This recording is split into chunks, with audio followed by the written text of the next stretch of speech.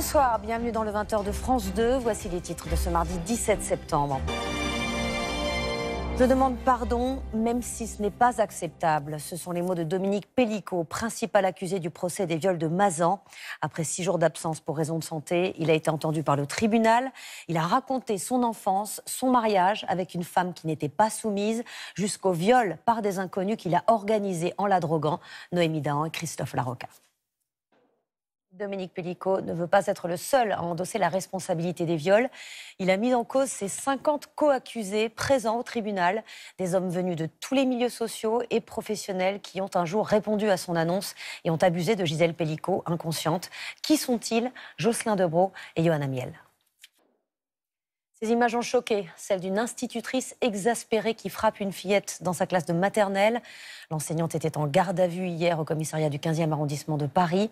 Nous avons pu recueillir en exclusivité son témoignage. Elle raconte ce qui s'est passé ce 3 septembre. Elle raconte aussi ce qu'est sa vie depuis. C'est le témoignage du 20h, signé Lionel Feuerstein et Samuel Guibou. Ce sont des images qui pourraient remettre en cause la version du motard qui a provoqué la mort de la petite Camilia le 29 août à Valoris. La vidéosurveillance. La Haute-Corse est ce soir en alerte orageux dans la soirée. Pas de pluie mais de la chaleur et des vents forts qui attisent les incendies dans le nord et le centre du Portugal. Ces feux ont fait au moins 7 morts et de nombreux blessés. Des dizaines d'habitations ont été évacuées. Près de 5000 pompiers sont mobilisés alors que la France a répondu à l'appel à l'aide lancé hier par Lisbonne en envoyant 2 Canadair. Peggy Mogé.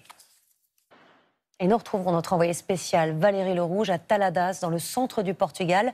Valérie, vous avez parcouru la région sur des kilomètres et vous avez rencontré des habitants apeurés. Merci Valérie. Le bilan de la tempête Boris dans l'est de l'Europe cette fois est des hommes. À présent, cette attaque massive, totalement inédite. Cela s'est passé cet après-midi au Liban. Soudain, tous les beepers dont se servent les membres du Hezbollah pour communiquer entre eux ont explosé, faisant au moins 9 morts et 2800 blessés. Tous les hôpitaux ont été pris d'assaut. Le Hezbollah, mouvement pro-iranien, dénonce un piratage israélien. Récit de Maryse Burgot et Sofiane Yassine. Et nous retrouvons Maryse Burgot en direct de Jérusalem. Maryse, cette attaque est inédite et montre une certaine vulnérabilité des membres du Hezbollah visés chez eux, quasiment dans leur intimité. Merci Maryse. Au Mali, des djihadistes affiliés à Al-Qaïda ont rôle. La guerre commerciale qui oppose l'Europe à la Chine a des effets collatéraux. Aujourd'hui, les producteurs de cognac ont manifesté pour alerter sur le risque de voir Pékin surtaxer leurs produits de 35%. Ce serait une réponse à la menace de Bruxelles de surtaxer les véhicules électriques fabriqués en Chine. Johan Vanov et Christophe Quinck. Autre colère, celle des éleveurs, alors que se tenait aujourd'hui leur salon à Rennes, éprouvé par l'épisodie de fièvre catarrhale. Ils estiment que le compte n'y est pas, malgré leur mobilisation du début de l'année. Ils avaient obtenu des concessions du gouvernement, mais toutes les promesses n'ont pu être tenues avec la dissolution. Camille Wormser et Mathieu Baudouin. Ils se sont retroussés les manches, ils ont pris des risques pour sauver leur entreprise, leur emploi. Les salariés du fabricant de verre Duralex sont devenus le 26 juillet les propriétaires de l'usine de la Chapelle-Saint-Mesmin. Un scope a été créé pour cela. C'est le début d'une aventure que nous avons voulu suivre et c'est le grand format signé Paul-Luc Monnier, Océane Labalette et Boris de Saint-Georges.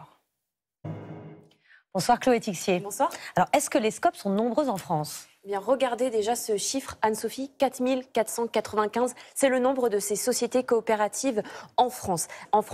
Et côté effectif, eh bien, ces sociétés emploient, vous le voyez, plus de 84 000 salariés. Et alors, est-ce que ça marche ? Alors, 79% de ces sociétés coopératives sont toujours actives 5 ans après leur début. C'est mieux que les infusions. Rappelez-vous, ce sont les anciens salariés de l'usine Fralib. En 2010, ils ont fait la une et les résultats sont là. Ils viennent de fêter leurs 10 ans d'existence. Et puis cette année, elle espère atteindre 4. Parfois, ça marche un peu moins bien et certaines scopes ne sont pas viables.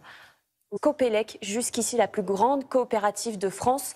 La société était spécialisée dans la fibre optique. Et puis, en 2000, infernal, redressement, puis liquidation judiciaire, les salariés, ils avaient bien proposé de reprendre l'entreprise sous la forme d'une nouvelle scope, de ces scopes de garantie que les grosses sociétés. Merci Chloé. C'est un livre qui dénonce la maltraitance, le manque de soins dans certaines crèches françaises obsédées par la rentabilité. Il est signé de l'auteur des Fossoyeurs, l'enquête édifiante sur les EHPAD il y a 2 ans. Un groupe privé, People and Baby, est particulièrement ciblé pour ses recrutements défaillants et la répétition des cas de maltraitance. D'anciens salariés témoignent. Margot Subra-Gomez, Giona Messina et Steven Pisser. Alors que le Premier ministre Michel Barnier a promis un gouvernement pour la fin de la semaine, il semble que ce soit plus compliqué que prévu. Bonsoir Guillaume Darret. La Chabrel Chou, LR et Ensemble pour la République n'est pas simple. Gabriel Attal pose ses conditions. Oui, c'est même ni moins la question de la participation du camp présidentiel au futur gouvernement. Il n'y a rien d'automatique. Et c'est donc à condition d'obtenir des réponses sur ces 2 points que les députés proches de Gabriel Michel Barnier est venu voir une fois les députés du camp présidentiel. C'était surtout pour faire sa biographie, un proche de Gabriel Attal. Qu'est-ce qui se joue derrière ça? C'est avec la bienveillance supposée du nouveau Premier ministre Michel Barnier. Et ça ne passe pas. Les Républicains, ça fait 10 ans qu'ils ne sont pas en utilité, seraient respectés. Merci beaucoup. La proposition de destitution d'Emmanuel Macron portée par la France. Une étude assez inquiétante a recensé toutes les substances chimiques qui se trouvent dans notre corps.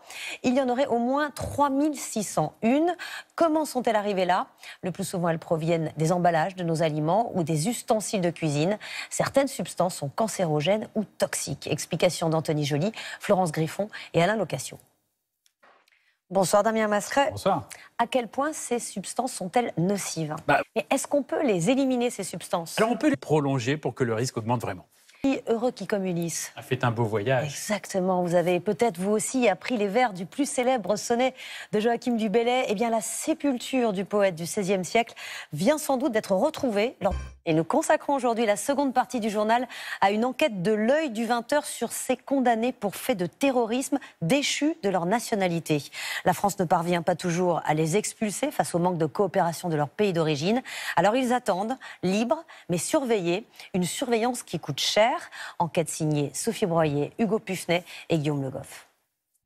Et nous recevons Hugo Micheron. Ce sont des bombes à retardement, ces anciens terroristes déchus de leur nationalité qui végètent en France. Ça s'applique sur un type d'individu qui généralement a un CV, si j'ose dire, stabilité sur place, ou bien qui ont été impliqués dans des attentats souvent très graves. Et donc ça fait qui n'était pas binational en Angleterre, qui a fait beaucoup de bruit dans les médias. En Allemagne aussi. Actuellement, un djihadiste, Peter Sherif, soupçonné d'avoir participé à la conception de l'attentat de Charlie Hebdo, ce qui nous rappelle de tristes heures. Est-ce que ce terrorisme-là, massif, meurtrier, organisé, est plutôt derrière nous? Pas forcément, et je pense que ça serait une erreur de le croire. Il y a eu 3 attentats déjoués pendant les Jeux Olympiques. On est important au sein d'Al-Qaïda dans la péninsule arabe, des parcours, des intentions aussi, et rétablir la justice, c'est important parce que la première chose important, que la justice passe et que ces procès soient suivis. On évoquait dans le journal la tentative de coup de force d'Al-Qaïda au Mali qui a eu lieu aujourd'hui. Est-ce que Al-Qaïda, est-ce que les djihadistes sont assez en force en Afrique pour prendre le pouvoir dans un de ces pays? Tout ce qui est la zone Afrique subsaharienne est une zone de dynamisme djihadiste qu'il faut vraiment surveiller. Il y en a une deuxième, les djihadistes n'apparaîtraient pas dans leur sillage et ça s'est avéré totalement faux. On voit ce qu'on appelle l'EIK, qui est une sorte où on a alors là des combats et à la fois beaucoup de pertes côté djihadiste et en même temps une volonté de se réorganiser. Donc ça, c'est vraiment les 3 viviers. Imar. C'est l'un des plus grands cabinets de conseil sur la scène internationale, McKinsey. Il vend ses recommandations à prix d'or aux entreprises comme au gouvernement. En 2022, un rapport du Sénat dénonçait le recours excessif à ces conseils par le gouvernement français. Les liens entre les dirigeants du cabinet et Emmanuel Macron interrogeaient. Cache Investigation a voulu en savoir plus. On regarde un extrait de l'enquête de Donatien Lemaître. La suite, c'est à 21h05 dans Cache Investigation, présenté par Élise Dusset. Dans un instant, le journal Météo Climat. Le 23h Info, ce sera sur France Info, Canal 27, avec Alexandra Usan. Demain, 6h30, Télématin, Flavie Flamand, Julien Arnaud. Et à 13h, Julien Bugier. Bonne soirée, à demain.